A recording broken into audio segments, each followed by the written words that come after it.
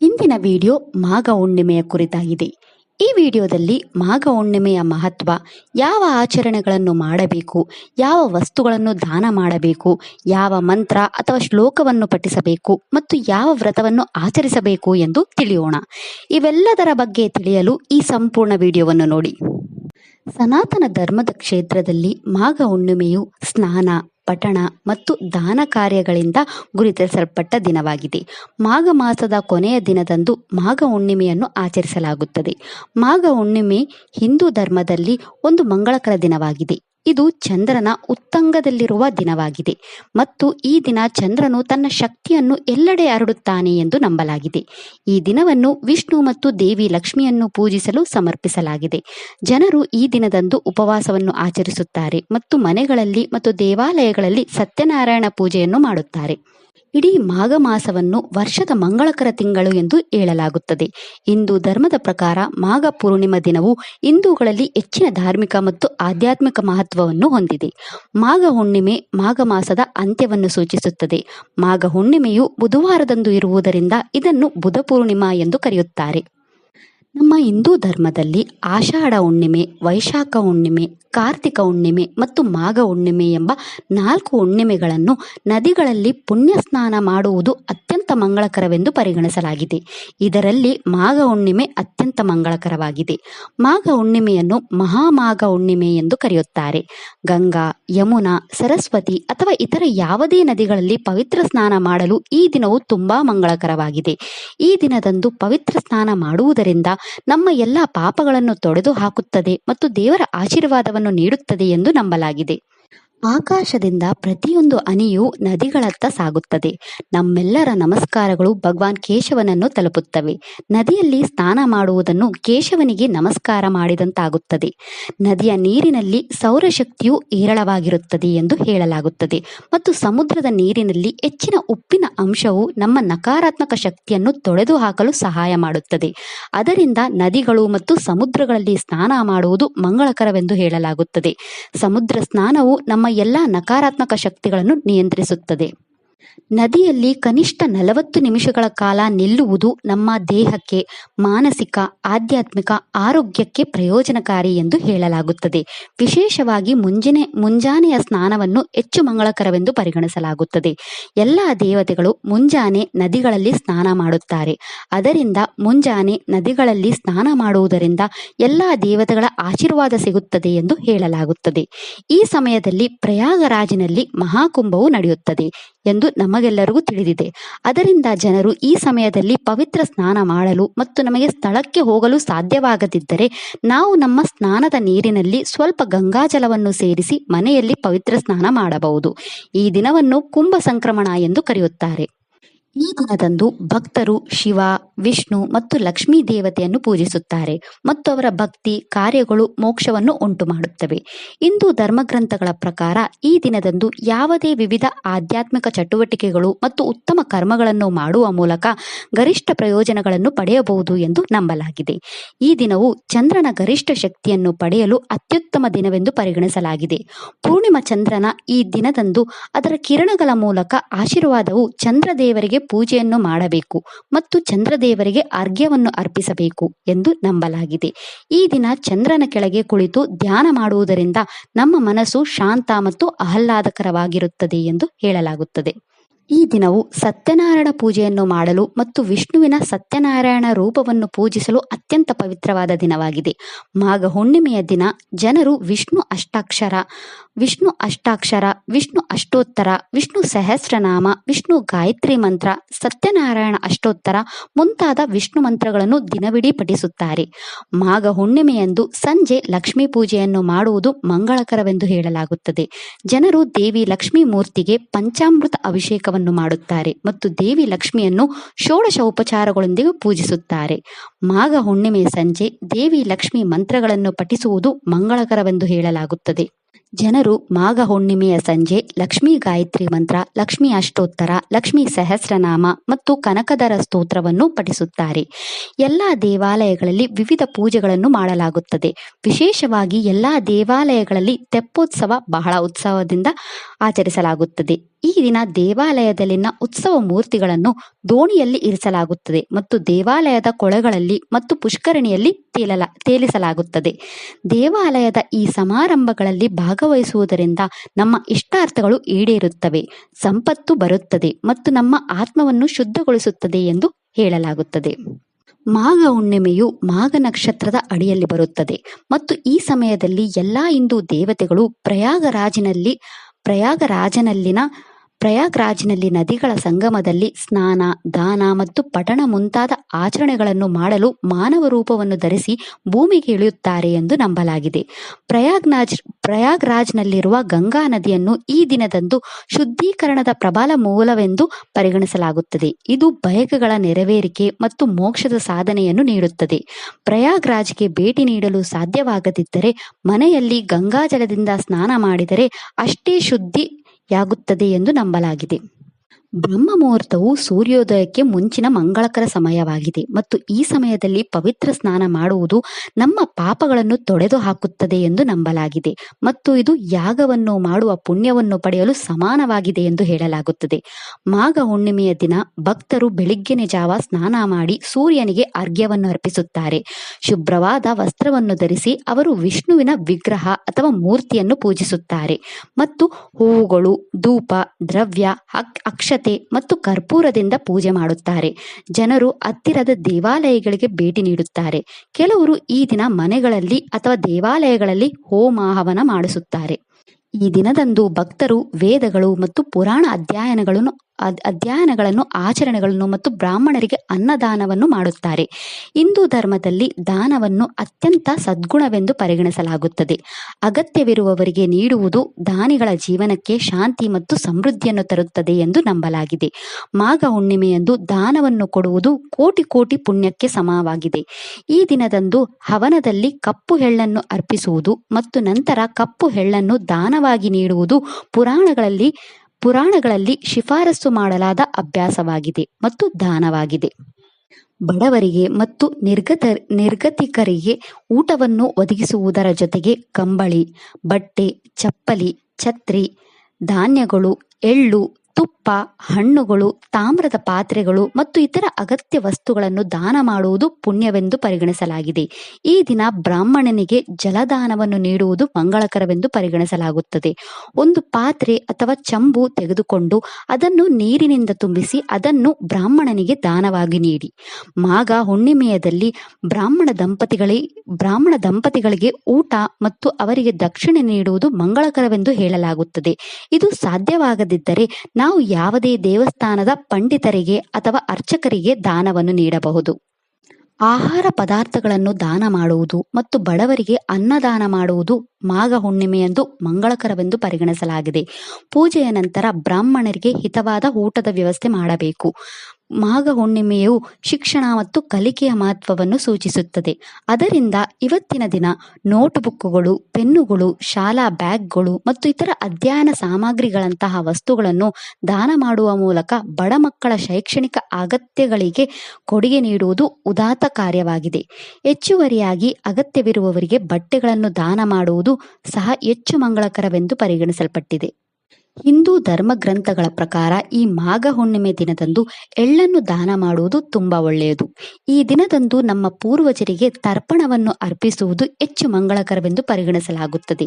ಈ ದಿನದಂದು ಪಿತೃ ತರ್ಪಣವನ್ನು ಮಾಡುವುದರಿಂದ ಪಿತೃಲೋಕದಲ್ಲಿ ನಮ್ಮ ಪಿತೃಗಳನ್ನು ಸಂತೋಷಪಡಿಸುತ್ತದೆ ಮತ್ತು ಯಾವುದೇ ಪಿತೃದೋಷಗಳನ್ನು ತೊಡೆದು ಹಾಕಲು ನಮಗೆ ಸಹಾಯ ಮಾಡುತ್ತದೆ ಎಂದು ಹೇಳಲಾಗುತ್ತದೆ. ಗಂಗಾ, ಯಮುನಾ ಅಥವಾ ಪ್ರಯಾಗ್ರಾಜ್ನಲ್ಲಿ ಸ್ನಾನ ಮಾಡುವುದರ ಜೊತೆಗೆ ಮಾಘ ಹುಣ್ಣಿಮೆಯನ್ನು ಭಾರತಾದ್ಯಂತ ಸ್ನಾನದ ಹಬ್ಬವೆಂದು ಪರಿಗಣಿಸಲಾಗುತ್ತದೆ. ಜನರು ಕೃಷ್ಣ, ಕಾವೇರಿ, ನರ್ಮದಾ ನದಿಯಂತಹ ಇತರ ಪವಿತ್ರ ನದಿಗಳಲ್ಲಿ ಪವಿತ್ರ ಸ್ನಾನ ಮಾಡುತ್ತಾರೆ. ಕನ್ಯಾಕುಮಾರಿ, ರಾಮೇಶ್ವರನ್ನಲ್ಲಿ ಸಮುದ್ರದಲ್ಲಿ ಪವಿತ್ರ ಸ್ನಾನ ಮಾಡುವ ಜನರು ಮತ್ತು ಉತ್ತರದ ಜನರು ರಾಜಸ್ಥಾನದ ಪುಷ್ಕರ್ ಸರೋವರದಲ್ಲಿ ಸ್ನಾನ ಮಾಡುತ್ತಾರೆ. ಈ ದಿನ ತಮಿಳುನಾಡಿನಲ್ಲಿ ಮಧುರೈ ದೇವಸ್ಥಾನದಲ್ಲಿ ತೆಪ್ಪೋತ್ಸವ ಉತ್ಸವವನ್ನು ಆಚರಿಸಲಾಗುತ್ತದೆ. ಇದರಲ್ಲಿ ದೇವಿ ಮೀನಾಕ್ಷಿ ಮತ್ತು ಭಗವಾನ್ ಸುಂದರೇಶ್ವರರ ವಿಗ್ರಹಗಳನ್ನು ಸುಂದರವಾಗಿ ಅಲಂಕರಿಸಿ ದೋಣಿಯಲ್ಲಿ ಇರಿಸಲಾಗುತ್ತದೆ ಮತ್ತು ದೇವಸ್ಥಾನದ ಕೊಳದಲ್ಲಿ ತೇಲುವಂತೆ ಮಾಡಲಾಗುತ್ತದೆ. ಈ ದಿನವು ಗುರುಗ್ರಹದ ಅಧಿಪತಿಯಾದ ಭಗವಾನ್ ಬೃಹಸ್ಪತಿಗೆ ಸಮರ್ಪಿತವಾಗಿದೆ. ಗುರು ಬೃಹಸ್ಪತಿಯು ಮಾಘ ನಕ್ಷತ್ರದ ಅಧಿಪತಿಯಾಗಿದ್ದಾನೆ. ಅದರಿಂದ ಈ ದಿನ ಗುರು ಪೂಜೆ ಅಥವಾ ಗುರು ಪಾದುಕ ಪೂಜೆಯನ್ನು ಮಾಡುವುದು ಮಂಗಳಕರವೆಂದು ಪರಿಗಣಿಸಲಾಗುತ್ತದೆ. ಜನರು ಈ ದಿನದಂದು ಗುರುದೋಷ ಪರಿಹಾರ ಪೂಜೆಗಳನ್ನು ಸಹ ಮಾಡುತ್ತಾರೆ. ಜನರು ಈ ದಿನ ಧಾರ್ಮಿಕ ಸ್ನಾನದ ನಂತರ ಭಕ್ತರು ವಿಷ್ಣು ಮತ್ತು ಹನುಮಂತನನ್ನು ಪೂಜಿಸುತ್ತಾರೆ. ಈ ದಿನದಂದು ಸತ್ಯನಾರಾಯಣ ಪೂಜೆಯನ್ನು ಮಾಡುವುದು ಬಹಳ ಮಹತ್ವವನ್ನು ಹೊಂದಿದೆ. ಹುಣ್ಣಿಮೆ ಮತ್ತು ಸಂಕ್ರಮಣವು ಒಂದೇ ದಿನದಲ್ಲಿ ಪ್ರಾರಂಭವಾಗುವುದರಿಂದ ಸತ್ಯನಾರಾಯಣ ಕಥೆಯನ್ನು ಮಾಡುವುದು, ಸತ್ಯನಾರಾಯಣ ವ್ರತ ಕಥೆಯನ್ನು ಓದುವುದು ಅಥವಾ ದೇವಾಲಯಗಳಲ್ಲಿ ಸತ್ಯನಾರಾಯಣ ಕಥೆಯನ್ನು ನಡೆಸುವುದು ಮಂಗಳಕರವಾಗಿದೆ. ಮಾಘ ಹುಣ್ಣಿಮೆಯಂದು ಉಪವಾಸ ಮಾಡುವುದು ಲಾಭದಾಯಕವೆಂದು ಪರಿಗಣಿಸಲಾಗಿದೆ. ಚಂದ್ರನಿಗೆ ಅರ್ಘ್ಯವನ್ನು ಅರ್ಪಿಸಿದ ನಂತರ ಭಕ್ತರು ಸಂಜೆ ಆಹಾರವನ್ನು ತೆಗೆದುಕೊಳ್ಳುತ್ತಾರೆ. ಈ ದಿನದಂದು ಧರ್ಮ ಗ್ರಂಥಗಳಾದ ಭಗವದ್ಗೀತೆ ಮತ್ತು ರಾಮಾಯಣವನ್ನು ಓದುವುದು ಮಹತ್ವದ ಆಚರಣೆ ಎಂದು ಪರಿಗಣಿಸಲಾಗಿದೆ. ಬೌದ್ಧ ಧರ್ಮದಲ್ಲಿ ಈ ದಿನವು ವಿಶೇಷ ಪ್ರಾಮುಖ್ಯತೆಯನ್ನು ಹೊಂದಿದೆ, ಏಕೆಂದರೆ ಭಗವಾನ್ ಬುದ್ಧನು ಈ ದಿನದಂದು ಸಮಾಧಿಯನ್ನು ತೆಗೆದುಕೊಂಡನು ಎಂದು ಹೇಳಲಾಗಿದೆ. ಈ ದಿನದಂದು ಬೌದ್ಧ ಮಠಗಳು ಮತ್ತು ವಿಹಾರಗಳಲ್ಲಿ ಈ ದಿನ ವಿವಿಧ ಧಾರ್ಮಿಕ ಆಚರಣೆಗಳನ್ನು ನಡೆಸುತ್ತದೆ ಮತ್ತು ವಿವಿಧ ಪ್ರಾರ್ಥನೆಗಳು ಮತ್ತು ಪವಿತ್ರ ಆಚರಣೆಗಳನ್ನು ಈ ದಿನದಂದು ನಡೆಯಲಾಗುತ್ತದೆ. ಸನಾತನ ಧರ್ಮದ ನಂಬಿಕೆಗಳ ಪ್ರಕಾರ ಈ ಮಾಘ ಹುಣ್ಣಿಮೆಯಂದು ಈ ದಿನ ಪವಿತ್ರ ಸ್ನಾನ, ಉಪವಾಸ, ಮಂತ್ರಗಳನ್ನು ಪಠಿಸುವ ಮತ್ತು ಮಾಘ ಹುಣ್ಣಿಮೆ ವ್ರತಕಥೆಯನ್ನು ಪಠಿಸುವ ಮೂಲಕ ಜನರಿಗೆ ಮಾಧವನ ರೂಪದಲ್ಲಿ ಶ್ರೀಕೃಷ್ಣನ ಅನುಗ್ರಹವು ತನ್ನ ಆಶೀರ್ವಾದವನ್ನು ನೀಡುತ್ತದೆ ಎಂದು ನಂಬಲಾಗುತ್ತೆ. ಹಿಂದೂ ಗ್ರಂಥಗಳು ಮತ್ತು ಧರ್ಮ ಗ್ರಂಥಗಳ ಪ್ರಕಾರ ಮಾಘ ಹುಣ್ಣಿಮೆಯಂದು ಪವಿತ್ರ ನದಿಯಲ್ಲಿ ಸ್ನಾನ ಮಾಡುವುದು ನಿಜವಾಗಿಯೂ ಮಂಗಳಕರವೆಂದು ಪರಿಗಣಿಸಲಾಗುತ್ತದೆ. ಸ್ನಾನವನ್ನು ಮಾಡಿದ ನಂತರ ಮತ್ತು ನಂತರ ಭಿಕ್ಷೆಯನ್ನು ಮತ್ತು ನಂತರ ದಾನವನ್ನು ನೀಡುವುದು ನಿಮ್ಮ ಪ್ರಸ್ತುತ ಜೀವನ ಮತ್ತು ಹಿಂದಿನ ಪಾಪಗಳ ಎಲ್ಲ ಪಾಪಗಳನ್ನು ತೊಡೆದು ಹಾಕುತ್ತದೆ ಎಂದು ಪರಿಗಣಿಸಲಾಗುತ್ತದೆ. ಹುಣ್ಣಿಮೆಯ ದಿನದಂದು ಭಗವಾನ್ ವಿಷ್ಣು ಮತ್ತು ಹನುಮಂತನನ್ನು ಪೂಜಿಸಲಾಗುತ್ತದೆ. ಅಲ್ಲದೆ ಈ ದಿನದಂದು ಭಗವಾನ್ ವಿಷ್ಣು ಮತ್ತು ಹನುಮಂತನನ್ನು ಪೂಜಿಸುವ ಭಕ್ತರು ಎಲ್ಲ ಇಷ್ಟಾರ್ಥಗಳು ಈಡೇರುತ್ತವೆ ಎಂದು ನಂಬಲಾಗಿದೆ. ಈ ದಿನದಂದು ಹನುಮಾನ್ ಪೂಜೆಯನ್ನು ಮಾಡುವುದರಿಂದ ಹನುಮಾನ್ ಪೂಜೆಯನ್ನು ಮಾಡುವ ಮೂಲಕ ನಿಮ್ಮ ಸುತ್ತಲಿನ ಎಲ್ಲ ದುಷ್ಟ ಶಕ್ತಿಗಳ ಪ್ರಭಾವವನ್ನು ದೂರ ಮಾಡುತ್ತದೆ ಎಂದು ಹೇಳಲಾಗುತ್ತದೆ. ಪುರಾಣಗಳ ಪ್ರಕಾರ ಮಾಘ ಹುಣ್ಣಿಮೆಯನ್ನು ವಿವಿಧ ಆಧ್ಯಾತ್ಮಿಕ ಮತ್ತು ಧಾರ್ಮಿಕ ಆಚರಣೆಗಳು ಮತ್ತು ಸಮಾರಂಭಗಳನ್ನು ಮಾಡಲು ಪವಿತ್ರ ದಿನವೆಂದು ಪರಿಗಣಿಸಲಾಗಿದೆ. ಈ ಮಾಸದಲ್ಲಿ ದೇವಾನುದೇವತೆಗಳು ಸ್ವರ್ಗದಿಂದ ಇಳಿದು ಭೂಮಿಗೆ ಬಂದು ಗಂಗಾ ನದಿಯ ದಡದಲ್ಲಿ ತಂಗುತ್ತಾರೆ ಎಂದು ನಂಬಲಾಗಿದೆ. ಈ ದಿನ ಗಂಗಾ ಪೂಜೆ ಮಾಡುವುದು ಮಂಗಳಕರವಾಗಿದೆ. ಈ ದಿನ ಕಳಶಕ್ಕೆ ಗಂಗಾಜಲವನ್ನು ಸೇರಿಸಿ ಕಳಶವನ್ನು ಪೂಜಿಸಿ. ಜ್ಯೋತಿಷ್ಯ ಶಾಸ್ತ್ರದ ಪ್ರಕಾರ ಮಾಘ ಹುಣ್ಣಿಮೆಯ ದಿನವು ಮಹತ್ವದಾಗಿದೆ. ಈ ದಿನ ಸೂರ್ಯನು ಕುಂಭ ರಾಶಿಯನ್ನು ಪ್ರವೇಶಿಸುತ್ತಾನೆ ಮತ್ತು ಚಂದ್ರನು ತನ್ನ ಸ್ವಂತ ಮನೆಯಾದ ಕರ್ಕ ರಾಶಿಗೆ ಚಲಿಸುತ್ತಾನೆ.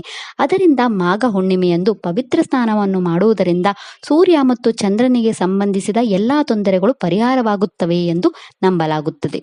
ಮತ್ತು ವೈಜ್ಞಾನಿಕ ದೃಷ್ಟಿಕೋನದಿಂದ ಮಾಘ ಮಾಸವೂ ಸಹ ಸಹಾಯಕವಾಗಿದೆ. ಈ ತಿಂಗಳು ಬದಲಾಗುತ್ತಿರುವ ಋತುಮಾನಗಳಿಗೆ ಹೊಂದಿಕೊಳ್ಳಲು ಮಾನವ ದೇಹಕ್ಕೆ ಸಹಾಯ ಮಾಡುತ್ತದೆ ಎಂದು ಭಾವಿಸಲಾಗಿದೆ. ಪರಿಣಾಮವಾಗಿ ಮಾಘ ಹುಣ್ಣಿಮೆಯಂದು ಪವಿತ್ರ ಸ್ನಾನವು ದೇಹಕ್ಕೆ ಶಕ್ತಿಯನ್ನು ಮತ್ತು ಉಷ್ಣತೆಯನ್ನು ನೀಡುತ್ತದೆ. ಇದಲ್ಲದೆ ಪುಷ್ಯ ನಕ್ಷತ್ರ ಮಾಘ ಹುಣ್ಣಿಮೆಯ ದಿನದಂದು ಬಿದ್ದರೆ ಆ ದಿನವು ಹೆಚ್ಚು ಮಂಗಳಕರವಾಗಿರುತ್ತದೆ. ಈ ಮಾಘ ಹುಣ್ಣಿಮೆಯಂದು ಜನರು ಒಂದೇ ಊಟದಲ್ಲಿ ಉಪವಾಸ ಮಾಡುತ್ತಾರೆ ಮತ್ತು ಚಂದ್ರ ದರ್ಶನದ ನಂತರ ಅವರು ತಮ್ಮ ಊಟವನ್ನು ಸ್ವೀಕರಿಸುತ್ತಾರೆ. ಲಲಿತಾ ಸಹಸ್ರನಾಮದ ಪ್ರಕಾರ ಈ ಮಾಘ ಹುಣ್ಣಿಮೆಯ ದಿನದಂದು ನೀರಿನ ಮೇಲೆ ಚಂದ್ರ ಪ್ರತಿಬಿಂಬವನ್ನು ವೀಕ್ಷಿಸುವುದು ಮಂಗಳಕರವಾಗಿದೆ. ಒಂದು ಅಗಲವಾದ ಪಾತ್ರೆಯನ್ನು ತೆಗೆದುಕೊಂಡು ಆ ಪಾತ್ರೆಯಲ್ಲಿ ನೀರನ್ನು ಸೇರಿಸಿ ಮತ್ತು ಚಂದ್ರನ ಕೆಳಗೆ ಇರಿಸಿ ಮತ್ತು ಪಾತ್ರೆಯಲ್ಲಿ ಆ ನೀರಿನ ಮೇಲೆ ಚಂದ್ರನ ಪ್ರತಿಬಿಂಬವನ್ನು ನೋಡಿ. ಚಂದ್ರ ದೇವನಿಗೆ ಪೂಜೆಯನ್ನು ಸಲ್ಲಿಸಿ ಮತ್ತು ಚಂದ್ರನಿಗೆ ಅರ್ಘ್ಯವನ್ನು ನೀಡಿ ಮತ್ತು ನೀರಿನ ಮೇಲೆ ಚಂದ್ರನ ಪ್ರತಿಬಿಂಬವನ್ನು ನೋಡುವ ಮೂಲಕ ಲಲಿತಾ ಸಹಸ್ರನಾಮವನ್ನು ಪಠಿಸಿ. ಉತ್ತರ ಕರ್ನಾಟಕದಲ್ಲಿ ಈ ಮಾಘ ಹುಣ್ಣಿಮೆಯನ್ನು ಭರತ ಹುಣ್ಣಿಮೆ ಎಂದು ಆಚರಿಸಲಾಗುತ್ತದೆ. ಈ ದಿನದಂದು ಶಕ್ತಿ ದೇವತೆಗಳಾದ ಲಕ್ಷ್ಮೀದೇವಿ, ರೇಣುಕಾ ಯಲ್ಲಮ್ಮ, ಬನಶಂಕರಿ ದೇವಿ ಅಥವಾ ಗ್ರಾಮ ದೇವತೆ, ಕುಲದೇವತೆ ಈ ಕುಲದೇವಿಯನ್ನು ಈ ದಿನ ಪೂಜಿಸಲಾಗುತ್ತದೆ. ಇಡೀ ಮಾಘ ಮಾಸದಲ್ಲಿ ಲಕ್ಷ್ಮೀ ಪೂಜೆಯನ್ನು ಮಾಡಿದ ಜನರು ಈ ಮಾಘ ಹುಣ್ಣಿಮೆಯ ದಿನದಂದು ತಮ್ಮ ಲಕ್ಷ್ಮೀ ಪೂಜೆಯ ವ್ರತವನ್ನು ಕೊನೆಗೊಳಿಸುತ್ತಾರೆ. ಮಾಘ ಸ್ನಾನ ವ್ರತವನ್ನು ಮಾಡುವ ಜನರು ಮಾಘ ಹುಣ್ಣಿಮೆಯ ದಿನದಂದು ಸೂರ್ಯ ಅರ್ಘ್ಯವನ್ನು ನೀಡುವ ಮೂಲಕ ಈ ವ್ರತವನ್ನು ಮುಗಿಸುತ್ತಾರೆ.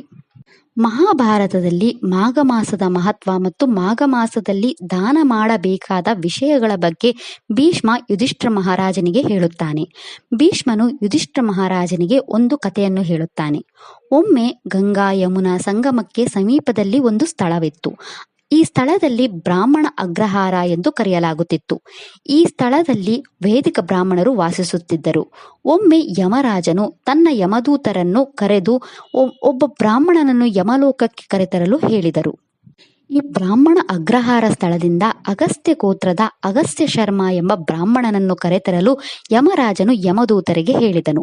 ಅವನು ಯಮದೂತರಿಗೆ, ಈ ಬ್ರಾಹ್ಮಣನ ಆಯುಷ್ಯವು ಮುಗಿದಿದೆ, ಅದರಿಂದ ಅವನನ್ನು ಯಮಲೋಕಕ್ಕೆ ಕರೆತನ್ನಿ ಎಂದು ಹೇಳಿದನು. ಆ ಬ್ರಾಹ್ಮಣ ಅಗ್ರಹಾರದಲ್ಲಿ ಅದೇ ಅಗಸ್ತ್ಯ ಶರ್ಮ ಹೆಸರಿನ ಇಬ್ಬರು ಬ್ರಾಹ್ಮಣರು ವಾಸಿಸುತ್ತಿದ್ದರು. ಅದರಲ್ಲಿ ಒಬ್ಬ ಬ್ರಾಹ್ಮಣನು ವೇದಶಾಸ್ತ್ರ ಪಂಡಿತನಾಗಿದ್ದನು. ಅದರಿಂದ ಯಮರಾಜನು ಯಮದೂತರಿಗೆ, ಆ ವೇದ ಪಂಡಿತನನ್ನು ತರಬೇಡಿ, ಬದಲಾಗಿ ಇನ್ನೊಬ್ಬ ಅಗಸ್ತ್ಯ ಶರ್ಮ ಬ್ರಾಹ್ಮಣನನ್ನು ಯಮಲೋಕಕ್ಕೆ ಕರೆತನ್ನಿ ಎಂದು ಯಮರಾಜನು ಯಮದೂತರಿಗೆ ಹೇಳಿದನು. ಯಮದೂತರು ಬ್ರಾಹ್ಮಣ ಅಗ್ರಹಾರಕ್ಕೆ ಹೋಗುತ್ತಾರೆ ಮತ್ತು ಇಬ್ಬರು ಬ್ರಾಹ್ಮಣರನ್ನು ನೋಡಿ ಅವರು ಗೊಂದಲಕ್ಕೊಳಗಾಗುತ್ತಾರೆ ಮತ್ತು ಅವರು ಆ ವೇದಿಕ ಬ್ರಾಹ್ಮಣ ಅಗಸ್ತ್ಯ ಶರ್ಮನನ್ನು ಯಮಲೋಕಕ್ಕೆ ಕರೆತರುತ್ತಾರೆ.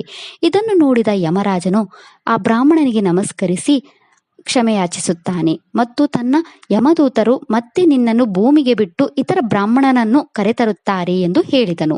ಇದನ್ನು ಕೇಳಿದ ವೇದಿಕ ಬ್ರಾಹ್ಮಣನು ಯಮರಾಜನನ್ನು ಬೇಡಿಕೊಂಡನು.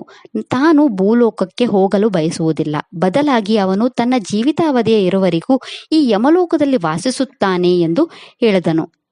ಅದಕ್ಕೆ ಯಮರಾಜನು, ತನ್ನ ಯಮದೂತರು ತಪ್ಪು ಮಾಡಿದ್ದಾರೆ, ಅದಕ್ಕಾಗಿ ನೀವು ಬಯಸಿದ ಯಾವುದೇ ಆಸೆಯನ್ನು ಕೇಳಬಹುದು, ಆದರೆ ನಿಮ್ಮ ಆಯುಷ್ಯವು ಉಳಿಯುವವರೆಗೂ ನಾನು ನಿಮ್ಮನ್ನು ಈ ಯಮಲೋಕದಲ್ಲಿ ಇರಿಸಲು ಸಾಧ್ಯವಿಲ್ಲ ಎಂದು ಹೇಳುತ್ತಾನೆ. ಆಗ ಬ್ರಾಹ್ಮಣನು ಯಮರಾಜನನ್ನು ಕೇಳುತ್ತಾನೆ, ಯಾವ ಸತ್ಕರ್ಮವನ್ನು ಮಾಡುವುದರಿಂದ ನಾವು ಭೂಲೋಕದಲ್ಲಿ ಪುಣ್ಯವನ್ನು ಪಡೆಯಬಹುದು? ಅದಕ್ಕೆ ಯಮರಾಜನು ಬ್ರಾಹ್ಮಣನಿಗೆ ಉತ್ತರಿಸುತ್ತಾನೆ, ಭೂಲೋಕದಲ್ಲಿ ಈ ಎರಡು ವಸ್ತುಗಳನ್ನು ದಾನ ಮಾಡುವುದರಿಂದ ನಮಗೆ ಅಪಾರವಾದ ಪುಣ್ಯ ಸಿಗುತ್ತದೆ ಎಂದು ಹೇಳಲಾಗುತ್ತದೆ. ಆ ಎರಡು ದಾನಗಳೆಂದರೆ ಕಪ್ಪು ಎಳ್ಳಿನ ದಾನ ಮತ್ತು ಜಲದಾನ. ಬಾಯರಿದ ಜನರಿಗೆ ನೀರು ಕೊಡುವುದು ಅತ್ಯಂತ ಶ್ರೇಷ್ಠ ದಾನವಾಗಿದೆ. ನಮ್ಮ ಮನೆಗೆ ಬರುವ ಯಾವುದೇ ವ್ಯಕ್ತಿಗೆ ನೀರು ಕೊಡಬೇಕು. ನಮ್ಮ ಸುತ್ತಮುತ್ತಲಿನ ಪ್ರಾಣಿ ಪಕ್ಷಿಗಳಿಗೆ ನೀರು ಕೊಡಬೇಕು. ಮಾಘ ಹುಣ್ಣಿಮೆಯಂದು ಎಳ್ಳನ್ನು ದಾನ ಮಾಡುವುದರಿಂದ ಅವರ ಎಲ್ಲ ಪಾಪಗಳನ್ನು ತೊಡೆದು ಹಾಕಲು ಮತ್ತು ಮೋಕ್ಷವನ್ನು ಪಡೆಯಲು ಸಹಾಯ ಮಾಡುತ್ತದೆ ಎಂದು ಹೇಳಲಾಗುತ್ತದೆ.